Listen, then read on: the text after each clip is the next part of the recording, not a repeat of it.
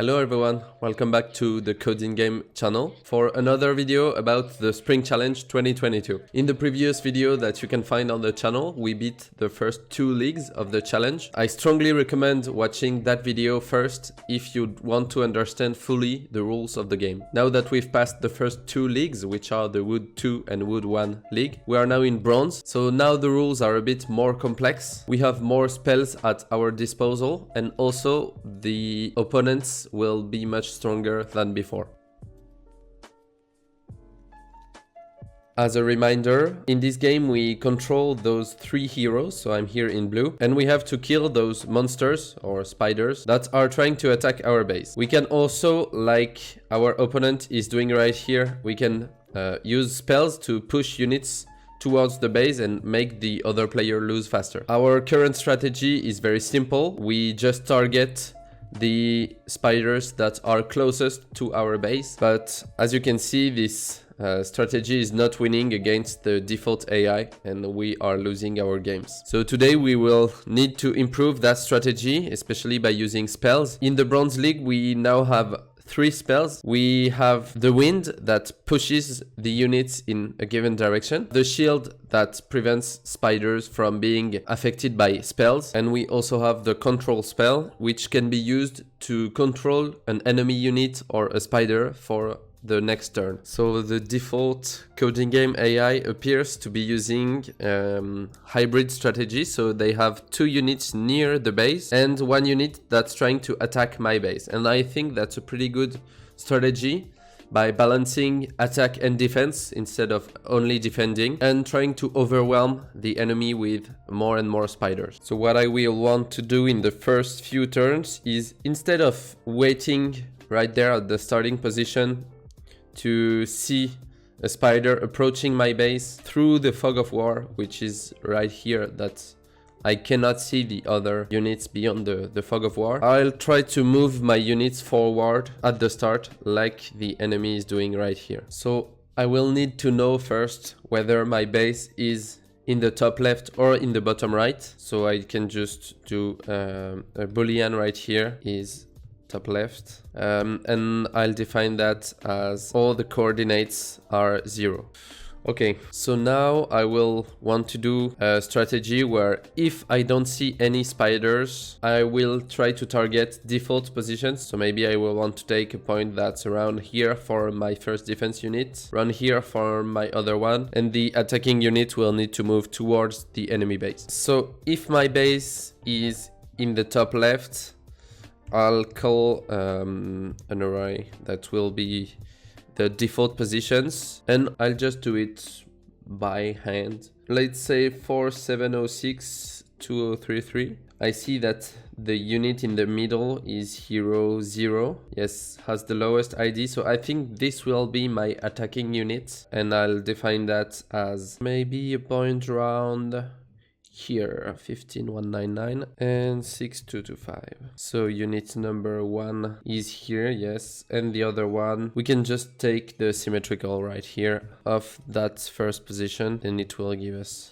something nice. And otherwise we will need to take the symmetrical from those positions. I can just compute them very simply by subtracting them from the maximum y value. This should give me the correct X and Y values. So now I'll add a condition. Here, this whole code that we did last time with the ranking of spiders and attacking the most threatening spiders, we can put it in an if condition. So if spiders implicitly, which means if the spiders array is not empty, we will do this, and otherwise we will move towards the default positions. So here we'll just say for X and Y in default positions, we will just print move towards X and Y. So let's see how this basic strategy does. Yes, so now it's using, as you can see, it's using the default positions that I provided. I think they provide good coverage for the fog of war because units have a limited line of sight. And my other unit right here is trying to move towards the enemy base. So right now the strategy, well, falls apart as soon as I see spiders because I fall back to the previous strategy. So now we will have to modify that strategy to make sure that my hero with ID 0 is always going towards the enemy base and doesn't stop to attack monsters in the way. Perhaps what I will want to do is completely separate the code for my defending units and my attacking units. So I think the code for my defending unit will stay pretty much the same. I would want to add some things to that. The first one would be to add some sort of a leash to avoid those units from getting too far away, as we can see they are doing right here.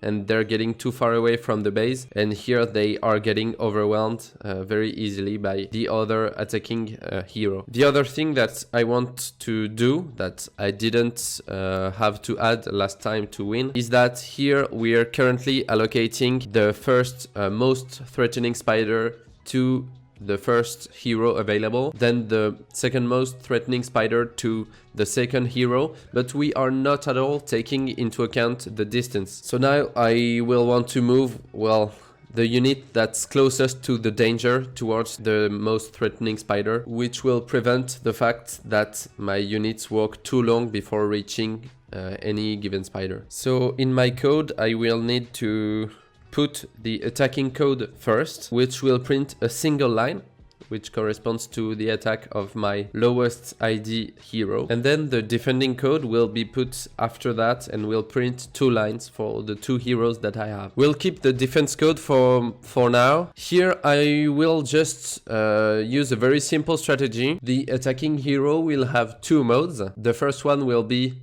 to move towards its given target position, and the second action that my hero will perform in attack will be if it has sufficient mana and that there's a spider in range, it will push the spider towards the enemy base. So we will do it like this. So if my mana, which is a variable that we parsed earlier, is greater or equal to 10, which means we have enough mana to do this. As a reminder, we gain mana by damaging units. And we have a spider near attack, that's a variable that I will define in a second. Then we will print that we're using a wind spell, and then we'll print the coordinates of the enemy base. We don't have those yet, but they are very easy to compute. We just have to say that the enemy base X is the width of the board minus our base, and the enemy base Y is the same but the height of the board, which is 9,000 units. So I will rename this spider near enemy, and otherwise we will print move towards the target coordinates of the attacking unit, which is default position, and well, here it will be this point, so 0 0 and at 0 and 1. So for the X and Y, if we try to move towards a point that we are already standing on, it will be equivalent to a weight. So it's very much the same. So now for the attack strategy to be complete, we have to compute this value. So here we will say it's false at first, and we will iterate over all the spiders, and we will have to do 2 things. We will have to check whether or not it's close to our first unit, and we will also have to check whether or not it's under a shield spell, because if the spider is shielded, it cannot be pushed with wind. And if we find any spider that's close to our attacking unit and not under a shield, we can push it with the wind, and this code will handle that. Okay, so the first thing we can do is check for the shield. It's pretty easy. It's in the variable shield life, and if it's more than 0, it means the shield is active. So like this, I think the keys are defined. If that's strictly greater than 0, we can just continue and not consider that spider. And the other thing we have to do is check whether it's in range or not. The range of the wind spell is 1280 distance units. I'll define those four variables for clarity. So I'll take my first hero, take its X coordinate, take its Y coordinate as well, and spider X is spider X, and spider Y is the same. So we are storing everything in the dictionary. That's why we are using strings as keys. And the distance is, again, we'll be using math.hypot, which computes the Euclidean distance if we give it the difference between X values and Y values. Okay, so now the distance is computed, and we will check if the distance is less than 1280, which is the wind range. We will define spider near enemy as true. Okay, let's try this strategy. So, well, the defense will be weak again, but maybe the... Okay, so my code is definitely not performing as it should, and the console is telling me that I have a desync between inputs and outputs, and I know exactly where this is coming from, because each turn I'm supposed to read all the lines and I'm supposed to print exactly 3 lines as instructions, but here I forgot to do one very important thing, which is use only 2 units in defense. So as you can see here, I am still using 3 prints because I'm still considering 3 units in defense, so I'll have to fix that. Okay, so now I'll say I have 1 less unit with defense, and default positions will be only for positions at index 1 and 2 and not index 0. And that should be better because I will only have 2 prints in the defense section. Yes, so my attacking unit now is moving, and it's used the wind spell as well. Okay, it's doing pretty good. My defending units are doing fine as well. The enemies have lost 2 lives already, and yes, I won. So even with my basic attack strategy, I managed to win. Let's run it another time. Okay, so now I can see in the progress bar that it's a much closer fight and I end up losing. So we will need to work on the defense strategy before doing anything. And we can see as well, I have a lot of mana and my pushing unit does not move towards spiders where it could. So maybe let's refine the attacking unit first. I can see already that, for example, this unit, I could move towards it and push it. That would be a very good thing to do because I could use wind spells way more often. As you can see, I really have a lot of mana near the end of the game, whereas the enemy is using all of its mana. So another thing that I will want to add to this code will be that if there's a spider that's visible and not too far from the enemy base, we are going to want to move towards it. Later we can refine that strategy by taking, for example, the spider that's closest to the enemy base, or the one that's most likely to pass through the enemy defenses because the enemy units are further away. But for now, I think we'll just work like this and then refine the defense strategy, and we will have a pretty strong base for the Bronze League. So here in the else, we will try to find a spider that's not too far from the enemy base. So the code will be quite similar to what I did for finding spiders that were close to my attacking hero, but here instead I'll use the enemy base X and Y. And so here, if there is a spider visible that's less than maybe, let's say 6,000, so it will be barely out of the base. This will make sure that my unit stays within that area and does not leave by seeing further and further spiders. So even if it spots spiders that are further away, it will not pursue them. And I'll define target move X and target move Y, which will by default equal the default position of my unit. And we can update that inside the loop if we find an appropriate spider. So if the distance is less than 6,000, we can move toward the spider X and Y. And hopefully in the following turn, we will be close enough to that spider to trigger the first condition instead and use the wind to push it towards the enemy base. So let's see how this strategy does. My attacking unit will still be moving towards the enemy base. Okay, I don't know exactly what it's doing right here. So here we can see in that unit, oh, I see. Here we can see it's moving towards a coordinate that's way beyond the Y value. So I think I have a bad copy in a variable name that I will need to fix. Yes, it's right here. I use spider X twice. It's hard to code Y while talking. Let's hope it does a bit better now. So I'm waiting. So now it's seeing a spider. Wow.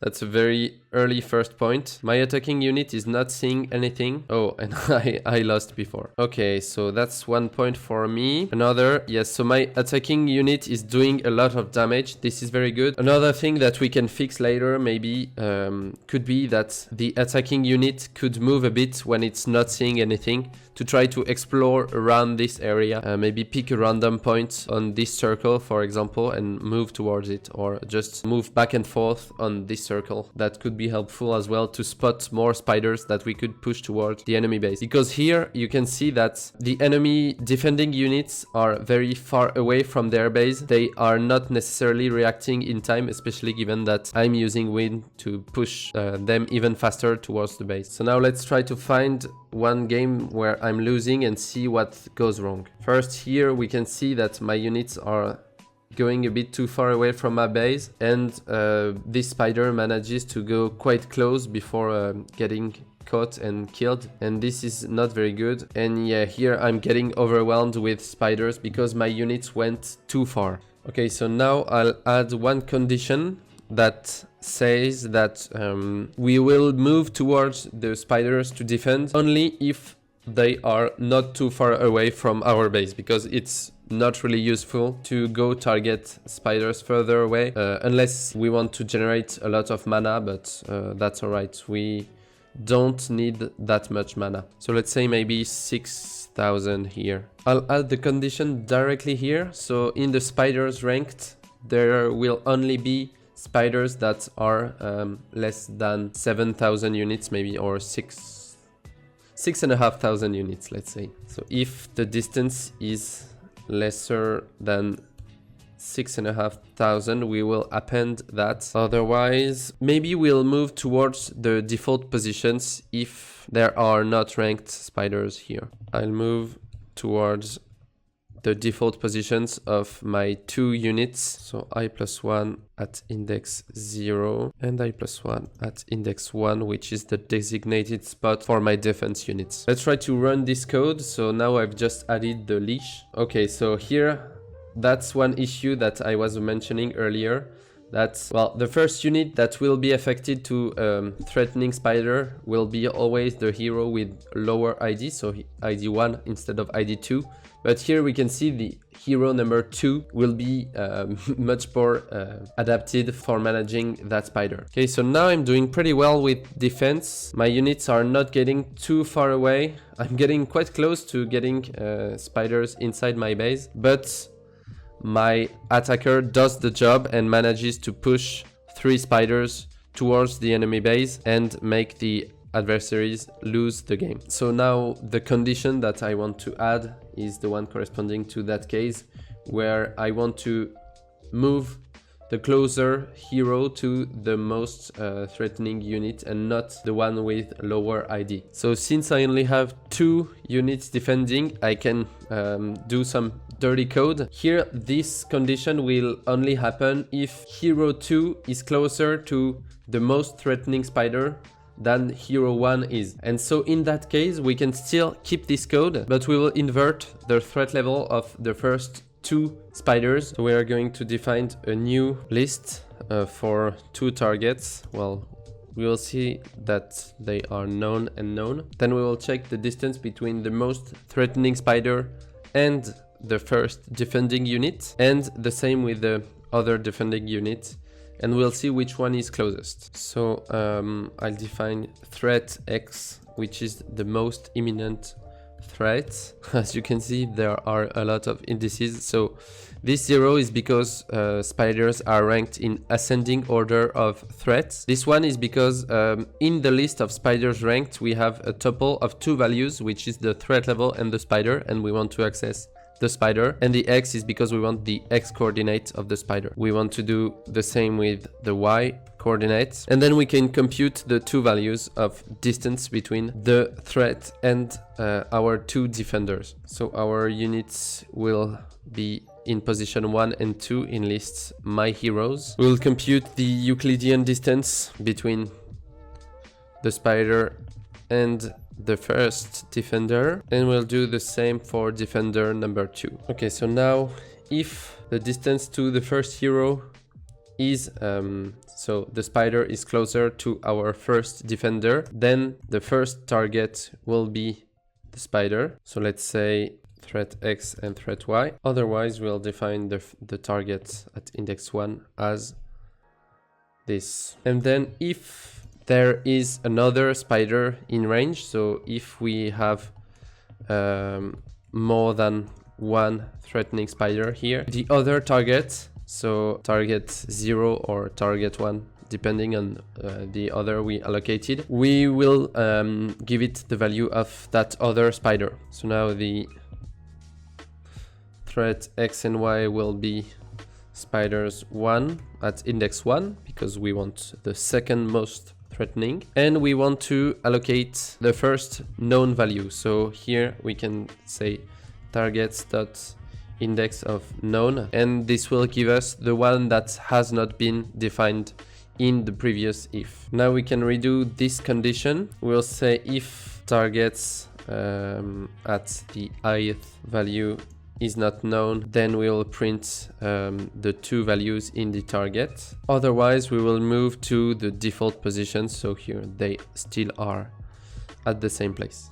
Okay, so now I'm getting an issue right here. Yes, so I know exactly what's happening. So I was assuming that spiders ranked will always be non-empty, because here we enter this condition if there are spiders, but spiders will only be added to spiders ranked if their distance is not too large. So here what I want to do is say if spiders ranked, we'll do this. So now if there's no spiders, it will remain known and known, and print the default position, so default to that target placement that we specified. So the defense is going quite well. I see that I will be losing this game, so let's see what happens. Yes, and now the enemy is doing a lot of damage in the last few turns. Yes, but I'm winning this one by a lot. I won't be losing even a single health point. And yes, my attacking unit found a way to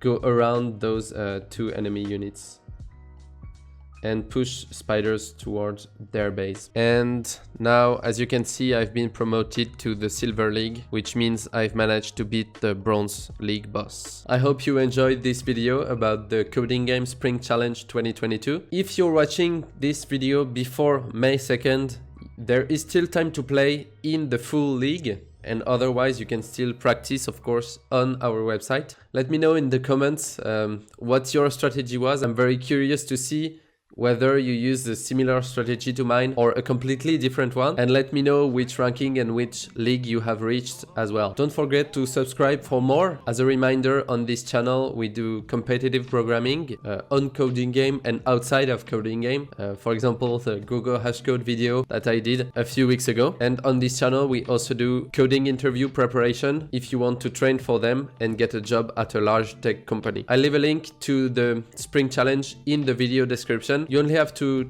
create an account. It takes a minute and it's completely free. And then I hope I'll see you on the battlefield.